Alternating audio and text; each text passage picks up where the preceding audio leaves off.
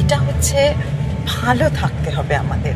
ভালো থাকলে আমরা এই অসুখটার থেকে অনেকটা নিষ্কৃতি পাবো। যেরম ধরো আমরা সারা রাত ঘুমোলাম, কিন্তু সকালবেলা উঠে মনে হলো সারা রাত ঠিকমতো ঘুম হয়নি, মনটা কোথাও যেন খারাপ, মানে কিসে ভালো লাগছে আর কিসে ভালো লাগছে না বুঝে উঠতে পারছি না।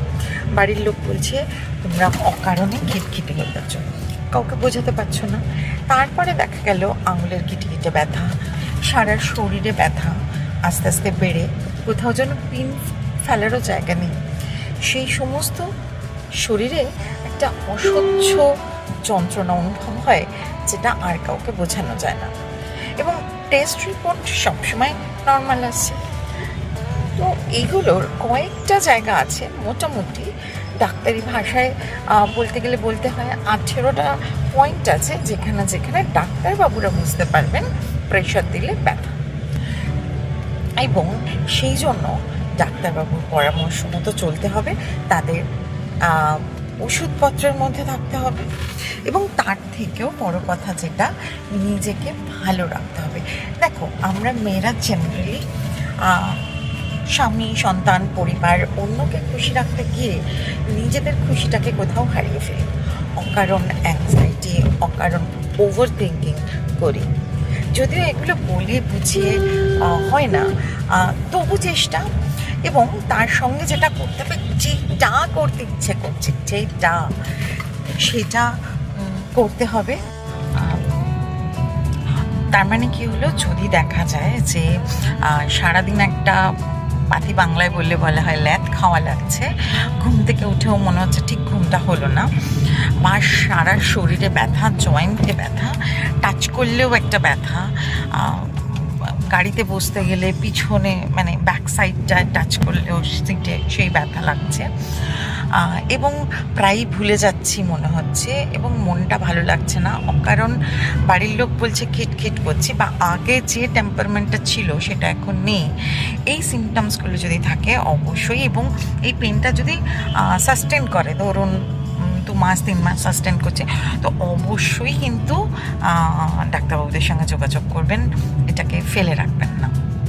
আর হচ্ছে কি যে খাবার ব্যাপারে যদি বলি, সেটা হচ্ছে ব্যালেন্স ডায়েট নিতে হবে, এবং মুডকে ভালো রাখে এরকম খাবার দাবার খেতে হবে, গুড ফ্যাট খেতে হবে, এবং তার সঙ্গে বিভিন্ন ধরনের সিডস খেতে হবে। ডার্ক চকলেট খাওয়া যেতেই পারে, যেই সময়টা মুড অফ হচ্ছে সেই সময়টা ডার্ক চকলেট বা পাকা কলা বা আম বা টক বা ফুচকা, এগুলো খাওয়া যেতে পারে। এবং তার সঙ্গে ওই যে বারবার বলছি যে ব্যালেন্স ডায়েট, এটা যেন হয়, পরিমাণ মতো জল, এবং তার সঙ্গে মিন্টের শরবত হতে পারে, এখন গরম যেহেতু, আখের রস হতে পারে, আম পোড়ার শরবত হতে পারে, বা কাঁচা আমের শরবত হতে পারে, তেঁতুলের শরবত হতে পারে, যেগুলো আমাদের মুডটাকে ভালো করবে।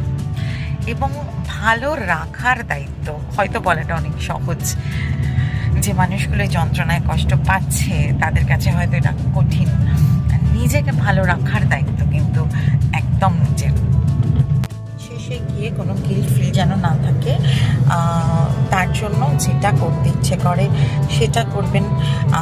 যদি কিছু শিখতে ইচ্ছে করে তাহলে সেটা শিখবে, যদি মনে হয় আমি এখন বন্ধুদের সঙ্গে আড্ডা দেবো, বন্ধুদের সঙ্গে আড্ডা দেবে, যদি মনে হয় একা ঘুরতে চলে যাবো, একা ঘুরতে চলে যাবে। নিজেকে না, এটা করা মানে নিজেকে পানিশড করা।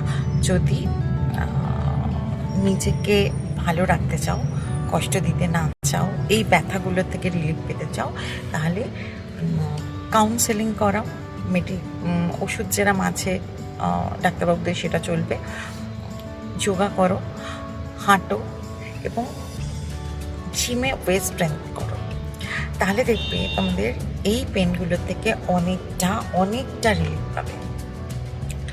এবং ওই যে বললাম, সবসময় ভালো থাকতে হবে। আমি একটা কথা বলি না, সব রিলসের শেষে শরীর থেকে আর মন থেকে সুস্থ থাকো, ভালো থাকো, এটা সেই জায়গাটা, এটা প্রমাণ করে সেটাই।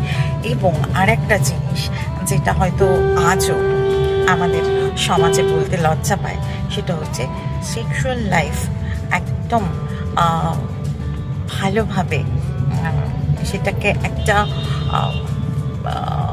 রুটিনের মধ্যে রেখে তোমাদের এটা পালন করা উচিত, এবং পার্টনারকে বোঝানো উচিত যে এটার জন্য আমাদের অনেক কিছু সমস্যা হয়।